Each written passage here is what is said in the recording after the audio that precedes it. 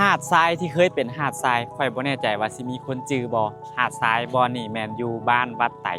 ปีกายปีก่อนหั่นอยู่นี่สิเป็นหาดทรายใหญ่กว้างแต่ว่าปีนี้น้ำบ่แห้งน้ำบ่ลงบ่มีหาดทรายเลยอยู่เขตนี้และพื้นที่ของบ่อนนี่ก็สิเหลือเพียงแต่ซ้ำนี้สิเหลือประมาณนี้เลยสิ่งที่มาแทนหาดทรายก็คือ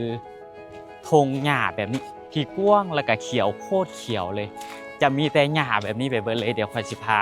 พวกเจ้ามาเบิ่งก้อนหน้านี้ค่อยมาหันหาดทรายบ่อนี่หันจะกว้างแล้วก็งามคนกับม้าหลายแต่ว่าปีนี้สิได้ธงหญ้าแบบนี้มาแทนซึ่งพื้นที่ในการย่างลิ้นพื้นที่ในการเฮ็ดกิจกรรมต่างๆแมนจะบ่มีอีกแล้วมีเพียงแต่เดินหญ้าแบบนี้ส่วนใหญ่แล้วเดี๋ยวนี้แมนเขาเจ้าจะมักมาตึกเบ็ด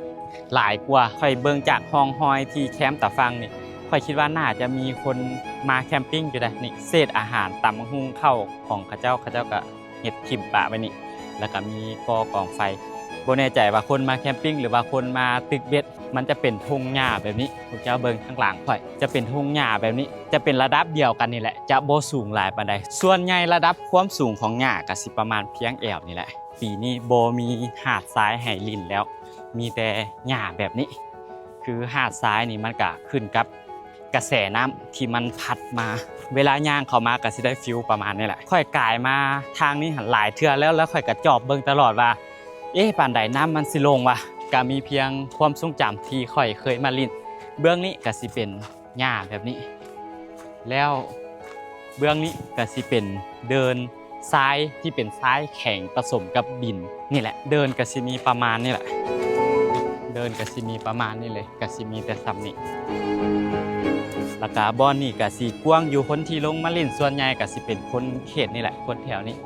บ่อนนี่จะกว้างอยู่เฮ็ดกิจกรรมก็ได้อยู่น้ำเขตนี้ก็สิเป็นประมาณนี้ถ้าว่าเฮาย่างลงไปหั่นน้ำมันก็สิเลิกลงไปเรื่อยๆเรื่อยๆเลยค่อยเคยมาลอยน้ำมาอาบน้ำอยู่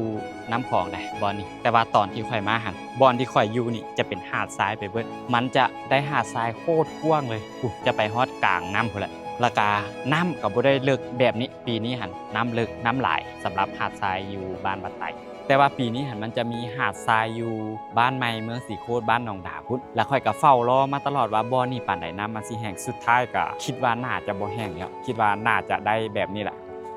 น่าจะบ่ได้หาดทรายที่ใหญ่ที่กว้างคือที่ผ่านมาละก็ถือว่าเป็นความเสียดายที่หาดทรายบ่อนี่มันหายไป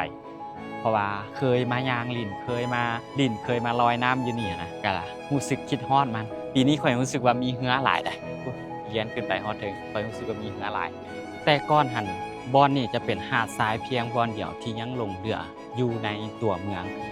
ของนครหลวงแต่ว่าตอนนี้หันหาดทรายแห่งเดียวที่เคยมีอยู่ในตัวเมืองมันก็หายไปละเฮาอยากลิ้นหาดทรายก็มีแต่เดินทางออกไปนอกหน่อยนึงเสร็จว่าบ้านห้อมเสร็จว่าบ้านหนองดาบ้านใหม่ประมาณนี้หรือว่าไกลไปกว่าหันก็ไปทางเมืองสังทองหาดทรายโคตรหลายเลยเขตนั้น